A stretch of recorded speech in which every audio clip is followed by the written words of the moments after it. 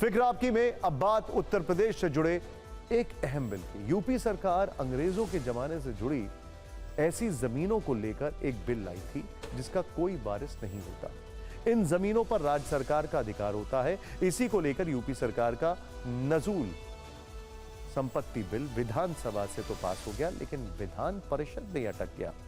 BJP प्रदेश अध्यक्ष और MLC Bhupendra Chaudhary ने नजूल संपत्ति बिल पर आपत्ति जताई। विधानसभा में बीजेपी विधायकों ने इस विधेयक का विरोध किया तो आज प्रदेश अध्यक्ष भूपेंद्र चौधरी ने परिषद में खड़े होकर इस बिल के कई प्रावधानों पर असहमति जताई और इस बिल को प्रवर समिति को भेजने का अनुरोध किया, जिसे सभापति ने मंजूर कर लिया। अब प्रवर समिति 2 महीने में अपनी रिपोर्ट पेश करेगी। इस फैसले से यूपी में सरकार और संगठन के बीच जो मनमुटाव वाला सियासी सीरियल चल रहा है उसका एक और एपिसोड रिलीज हो गया है। यह घटना इशारा कर रही है कि यूपी में सरकार और पार्टी संगठन के बीच सब कुछ ठीक तो नहीं चल रहा है।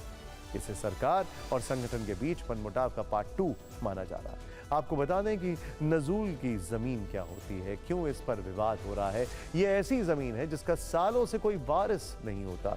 ऐसी जमीन पर राज्य सरकार का अधिकार हो जाता है। ब्रिटिश राज में बगावत करने वालों की जमीन पर अंग्रेज कब्जा कर लेते थे।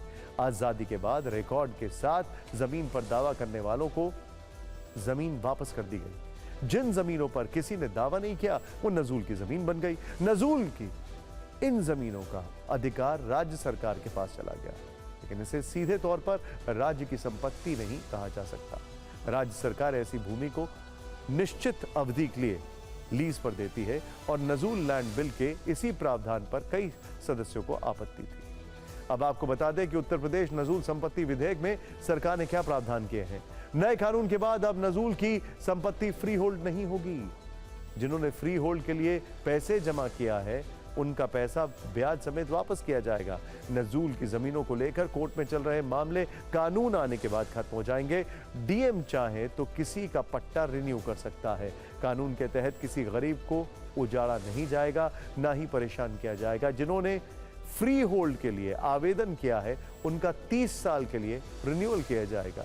जिन पट्टा धारकों ने शर्तों का उल्लंघन नहीं किया उनका भी 30 साल के लिए रिन्यूअल किया जाएगा।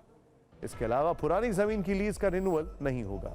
साथ ही ये किसी भी प्राइवेट संस्था या व्यक्ति को लीज पर नहीं दी जाएगी। इस तरह के प्रावधानों पर विपक्ष के साथ ही कई बीजेपी विधायक भी विरोध कर रहे थे। समाजवादी पार्टी अध्यक्ष अखिलेश यादव ने नजूल जमीन विधेयक को लेकर योगी सरकार के खिलाफ हमला बोला।